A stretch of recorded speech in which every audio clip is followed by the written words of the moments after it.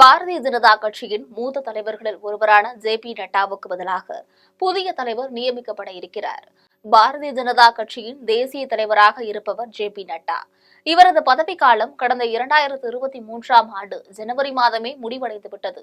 இருந்தபோதிலும் நாடாளுமன்ற தேர்தலை கருத்தில் கொண்டு அவரது பதவிக்காலம் 2024ஆம் ஆண்டு ஜூன் வரை நீட்டிக்கப்பட்டது. ஜே.பி. நட்டாவின் பணிகள் சிறப்பாக இருப்பதாக கூறி அவரது பணி நீடிப்பு தொடர்ந்து வரும் நிலையில் இப்பொழுது அவருக்கு பாரதிய ஜனதா கட்சி ஓய்வு கொடுக்க முடிவு செய்துள்ளது.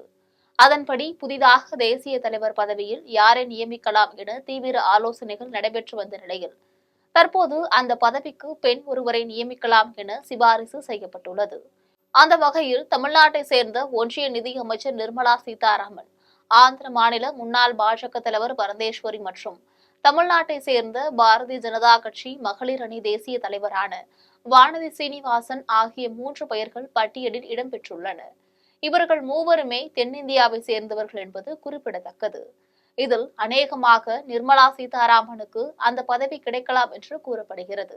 பிரதமர் மோடிதான் இதுகுறித்து முடிவு செய்து அறிவிக்க வேண்டும். எனவே அவரது வெளிநாட்டு சுற்றுப்பயணம் முடிந்தவுடன் ஜே.பி. நட்டாவுக்கு பதிலாக ஒரு பெண் தேசிய தலைவராவார் என்பது குறிப்பிடத்தக்க செய்தியாகும்.